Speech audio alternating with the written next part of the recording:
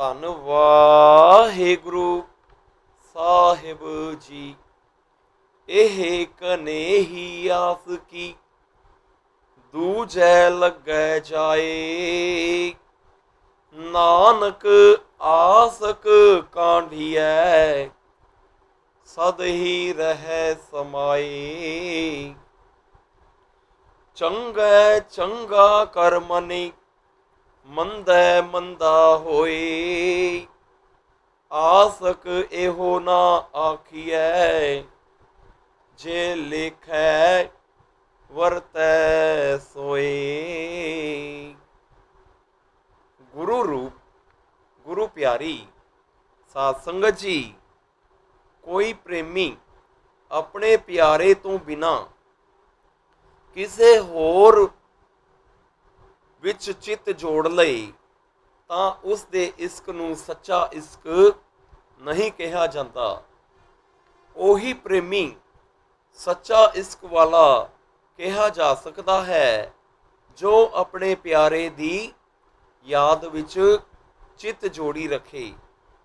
ਆਪਣੇ ਫਾਇਦੇ ਵਾਲੇ ਕੰਮ ਨੂੰ ਤਾਂ ਹੱਸ ਕੇ ਕਰੇ, ਪਰ ਦੁੱਖ ਨੂੰ ਵੇਖ ਕੇ ਘਾਬਰ ਜਾਏ। ਗੁਰੂ ਜੀ ਸਮਝਾਉਂਦੇ, ਉਹ ਪ੍ਰੇਮੀ ਸੱਚਾ ਪਿਆਰਾ ਨਹੀਂ, ਉਹ ਦਿਖਾਵਾ ਕਰਦਾ ਹੈ। ਉਹ ਗਿਣ ਗਿਣ ਕੇ ਪਿਆਰੇ ਦੀ ਸਾਂਝ ਬਣਾਉਂਦਾ ਹੈ। ਸਲਾਮ ਜਵਾਬ ਦੋਵੇਂ ਕਰੇ, ਮੁੱਢੋਂ ਕੁੰਥਾ ਜਾਏ। ਨਾਨਕ ਦੋਵੇਂ ਕੂੜੀਆਂ ਥਾਏ ਨਾ ਕਾਈ ਪਾਏ। ਪਿਆਰੇ ਦਾ ਦਿਖਾਵਾ ਕਰਕੇ ਮਾਲਕ ਪ੍ਰਭੂ ਅੱਗੇ ਸਿਰ ਨਿਵਾਉਂਦਾ ਹੈ। ਆਪਣੇ ਦਿਖਾਵੇ ਦਾ ਪ੍ਰਗਟਾਵਾ ਦਿਖਾਉਣ ਲਈ ਇਤਰਾਜ਼ ਕਰਦਾ ਹੈ। ਸਿਰ ਨਿਵਾਉਣਾ, ਇਤਰਾਜ਼ ਕਰਨਾ ਦੋਵੇਂ ਝੂਠੇ ਹਨ। ਇਹਨਾਂ ਦੋਵਾਂ ਵਿੱਚੋਂ ਕੋਈ ਗੱਲ ਮਾਲਕ ਦੇ ਦਰ ਤੇ ਕਬੂਲ ਨਹੀਂ ਹੁੰਦੀ। ਗੁਰੂ ਦੇ ਪਿਆਰਿਓ, ਸੁਖਮਨੀ ਸਾਹਿਬ ਦੇ 9 ਅਸ਼ਟਪਦੀਆਂ ਦੇ 4 ਪਦੇ ਤੇ ਵਿਚਾਰ ਹੋਈ। 5ਵੇਂ ਪਦੇ ਤੋਂ ਵਿਚਾਰ ਆਰੰਭ ਕਰੀਏ। ਸਤਿਗੁਰੂ ਜੀ ਆਪ ਹੀ ਮਿਹਰ ਕਰਨ। ਵਾਹਿਗੁਰੂ ਜੀ ਕਾ ਖਾਲਸਾ, ਵਾਹਿਗੁਰੂ ਜੀ ਕੀ ਫਤਿਹ। ਬੀਜ ਮੰਤਰ ਸਰਬ ਕੋ ਗਿਆਨ, ਚੋਹ ਵਰਨਾ ਮੈਂ ਜਪੈ ਕੋ ਨਾਮ। ਜੋ ਜੋ ਜਪੈ ਤਿਸ ਕੀ ਗਤ ਹੋਏ, ਸਾਧ ਸੰਗ ਪਾਵੈ ਜਨ ਕੋਈ। ਕਰ ਕਿਰਪਾ ਅੰਤਰ ਉਰਤਾਰੈ, ਪਸ ਪਰੇਤ ਮੁਗਧ ਪਾਥਰ ਕੋ ਤਾਰੈ। ਸਰਬ ਰੋਗ ਕਾ ਔਖਦ ਨਾਮ, ਕਲਿਆਣ ਰੂਪ ਮੰਗਲ ਗੁਣ ਗਾਮ। ਕਾਹੂ ਜੁਗਤ ਕਿਤੈ ਨਾ ਪਾਈਐ ਧਰਮ, ਨਾਨਕ ਤਿਸ ਮਿਲੈ ਜਿਸ ਲਿਖਿਆ ਧੁਰ ਕਰਮ। ਸ਼ਬਦਾਰਥ। ਬੀਜ ਮੰਤਰ ਯਾਨੀ ਮੰਤਰਾਂ ਦਾ ਮੁੱਢ, ਮੂਲ ਪਰਮਾਤਮਾ ਦਾ ਨਾਮ। ਚੋਹ ਵਰਨਾ ਯਾਨੀ 4 ਜਾਤਾਂ, ਬ੍ਰਾਹਮਣ, ਖੱਤਰੀ, ਵੈਸ ਤੇ ਸ਼ੂਦਰ। ਗਤ ਯਾਨੀ ਮੁਕਤੀ।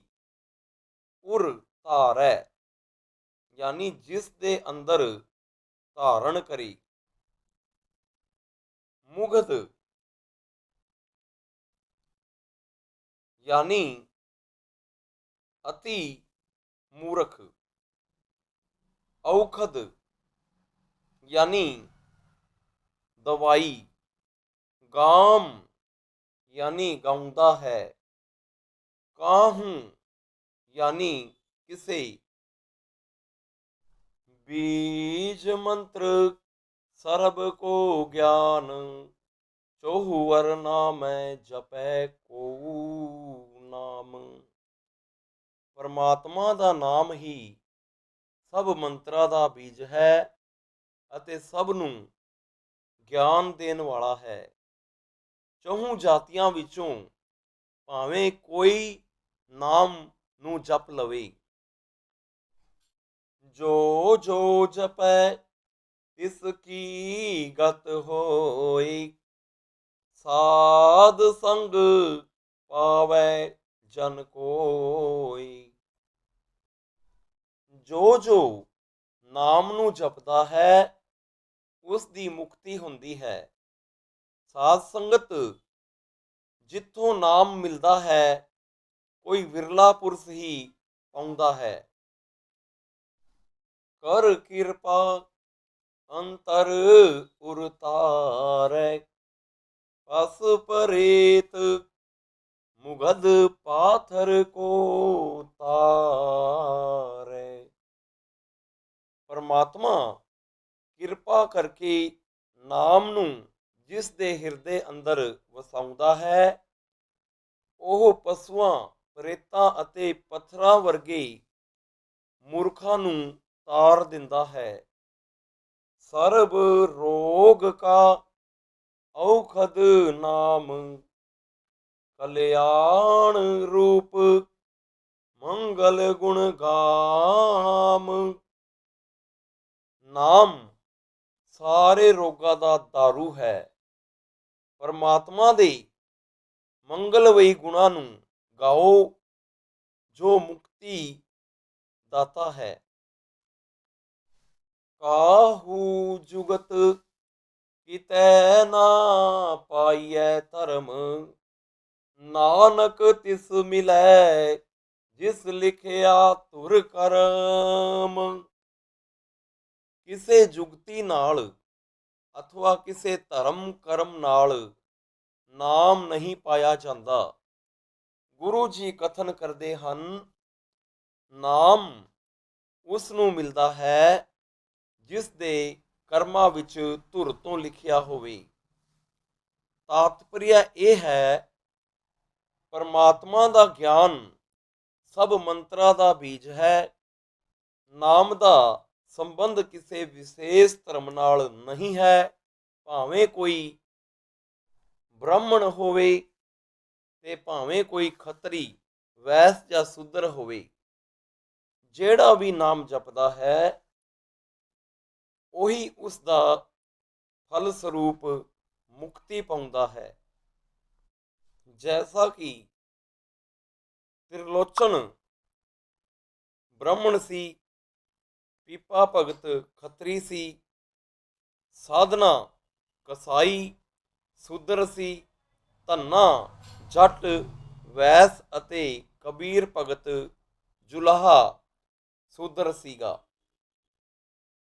ਇਹਨਾਂ ਸਭਨਾਂ ਦੀ ਨਾਮ ਜਪਣ ਕਰਕੇ ਕਲਿਆਣ ਹੋਈ।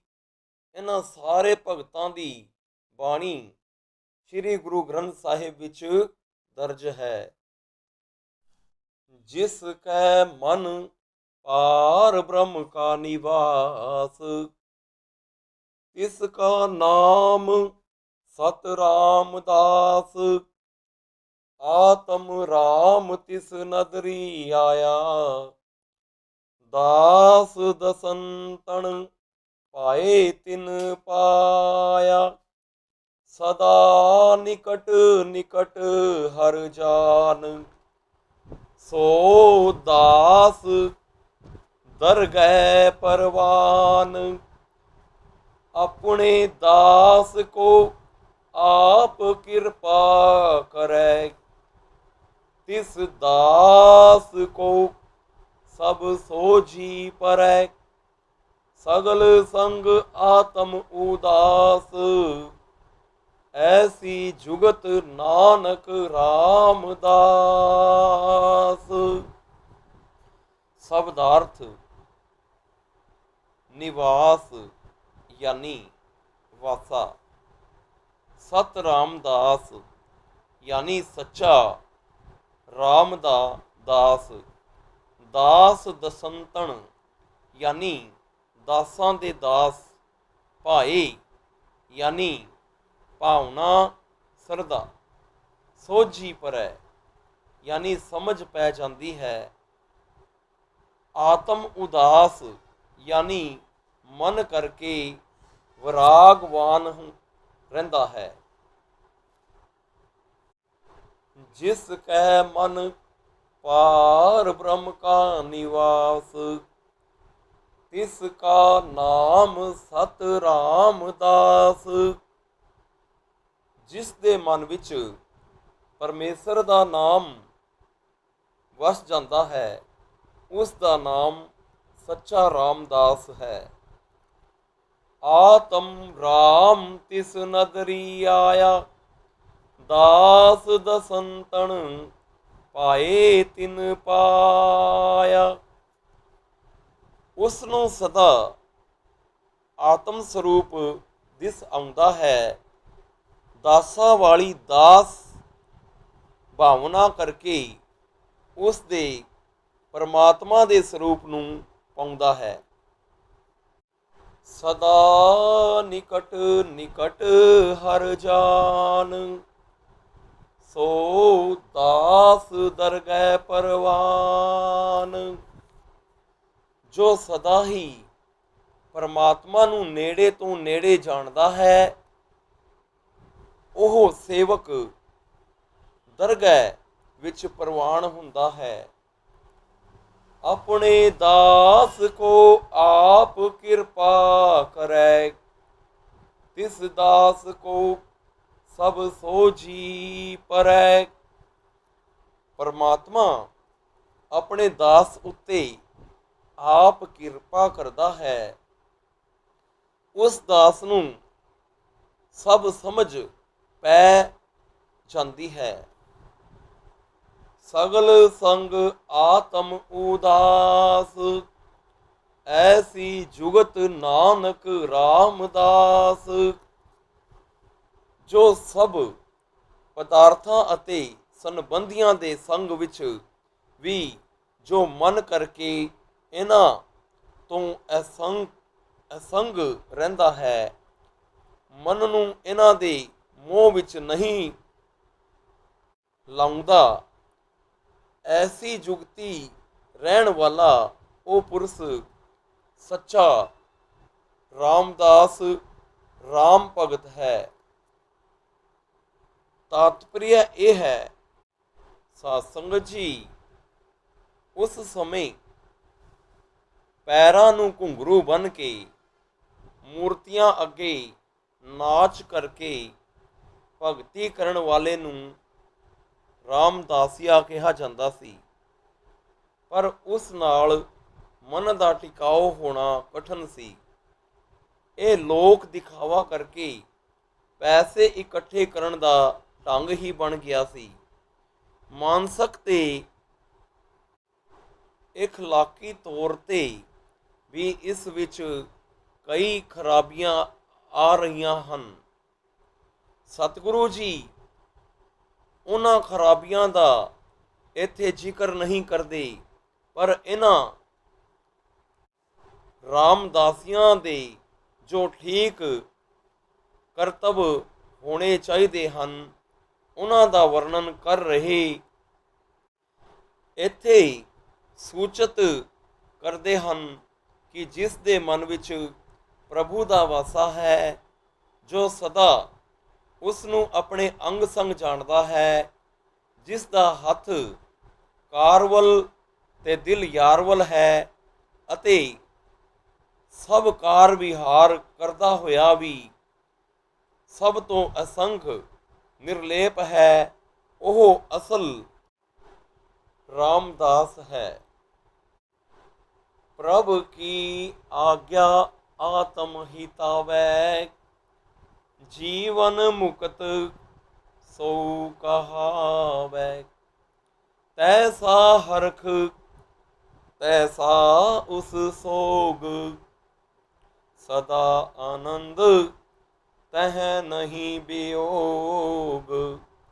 तैसा सुवर्ण तैसी उस माटी तैसा अमृत तैसी बिख खाटी, तैसा मान तैसा अभिमान, तैसा रंक तैसा राजान, जो वरताई साई जुगत, नानक ओह पुरख कहिए जीवन मुक्त। शब्दार्थ, आत्म हितावै अपने अंदर प्यारदा है, मनदा है। हरख यानी खुशी, सोग यानी गमी, तह यानी उसनू, वियोग यानी विजोग विछोड़ा, सुवर्ण यानी सोना, माटी यानी मिट्टी, बिख खाटी यानी कोड़ी विहू, अभिमान यानी हंकार अपमान अनादर, रंक यानी कंगाल, राजान यानी बादशाह, जुगत यानी नियम। प्रभ की आज्ञा आत्म हितावै, जीवन मुक्त सो कहावै। जो परमात्मा दे हुक्म नूं सच्चे मन नाल मनदा है, ਉਹੀ ਜੀਵਨ ਮੁਕਤ ਕਹਾਉਂਦਾ ਹੈ। ਤੈਸਾ ਹਰਖ ਤੈਸਾ ਉਸ ਸੋਗ, ਸਦਾ ਆਨੰਦ ਤਹ ਨਹੀਂ ਵਿਯੋਗ। ਉਸ ਨੂੰ ਜੈਸੀ ਖੁਸ਼ੀ ਵੈਸੀ ਹੀ ਗਮੀ ਹੁੰਦੀ ਹੈ, ਉਸ ਨੂੰ ਸਦਾ ਆਨੰਦ ਹੁੰਦਾ ਹੈ, ਉੱਥੇ ਵਿਛੋੜਾ ਕਦੀ ਨਹੀਂ ਹੁੰਦਾ। तैसा सुवर रण तैसी उस माटी, तैसा अमृत तैसी बिख माटी। उसनू जैसा सोना वैसी ही मिट्टी है, सोने ते मिट्टी विच कोई फर्क नहीं जानता। जैसा मिठा अमृत वैसी ही कोड़ी विहू जानता है। जहर ते अमृत विच कोई भिन्नता नहीं जानता। जैसा कि भगतनी मीराबाई नूं मारन वास्ते उस दे देवर ने उस नूं जहर दा प्याला भेजिया कि यह ठाकरां दा चरण अमृत है, छक लै। मीराबाई ने उस जहर नूं अमृत समान ही पी लिया अते उस जहर दा कोई असर ना होया। तैसा मान तैसा अभिमान, तैसा रंक तैसा राजान। उस दी बिरती विच जैसा आदर वैसा ही अनादर हुंदा है। उस दी नज़र विच जैसा कंगाल वैसा ही बादशाह हुंदा है। जो वरताए साई जुगत, नानक ओहु पुरख कहिए जीवन मुकत। परमात्मा जो भाणा वरताउंदा है, ਉਹੀ ਚੰਗਾ ਜਾਣਦਾ ਹੈ। ऐसा पुरुष ਜਿਉਂਦਿਆਂ ही मुक्त कहा जाता है। भाओ उस समय एक टोला ऐसा भी सी जो अपने आप नूं जीवन मुक्त कहाउंदा सी। इस पौड़ी विच सतगुरु जी जीवन मुक्त पुरुष के लक्षण वर्णन करके उन्होंने सही अर्थां विच जीवन मुक्त बनन का उपदेश देंदे हन। पार ब्रह्म के सगले ठाओ, जित जित घर राखै तैसा तिन नाओ। आपे करण करावण जोग, प्रभ भावै सोई पुन होग। पसरियो आप होए अनत तरंग, लेखे ना जाही पार ब्रह्म के रंग। जैसी मत दे तैसा परगास, पार ब्रह्म करता अविनाश। सदा सदा सदा दयाल, सिमर सिमर नानक भय निहाल। शब्दार्थ ठाऊं यानी थां, पुन यानी पुनः फिर, भोग यानी होंदा, अनंत यानी अनेकां, तरंग यानी लहरां, लेखे यानी जाने, अविनाश यानी नाम रहत। पार ब्रह्म के सगले ठाऊं, जित जित कर राखै तैसा तिन नाऊं। ਸਾਰੇ ਥਾਂ ਜੀਵ ਜੰਤ ਪਰਮੇਸ਼ਰ ਦੇ ਹਨ। ਜਿਸ ਰੂਪ ਮਨੁੱਖ, ਪਸ਼ੂ, ਕਾਂ, ਕੁੱਤਾ, ਗਊ, ਘੋੜਾ ਆਦਿਕ ਵਿੱਚ ਜੀਵ ਨੂੰ ਰੱਖਦਾ ਹੈ, ਵੈਸਾ ਹੀ ਉਸ ਦਾ ਨਾਮ ਹੁੰਦਾ ਹੈ। आपे करन करावन जोग, प्रभ भावै सोई पुन होग। परमात्मा आप ही ਕਰਨ ਤੇ ਕਰਾਉਣ ਯੋਗ ਹੈ। ਜੋ ਪ੍ਰਭੂ ਨੂੰ ਭਾਉਂਦਾ ਹੈ ਉਹੀ ਫਿਰ ਹੋਵੇਗਾ, ਭਾਵੇਂ ਚੰਗਾ ਕਰਾਵੇ ਭਾਵੇਂ ਮੰਦਾ। पसरियो आप होए अनत तरंग, लेखे ना जाहे पार ब्रह्म के रंग। अनेकां लहरा रूप होके परमात्मा आप ही सारे पसर रहा है। पार ब्रह्म दे खेल जाने नहीं जाते।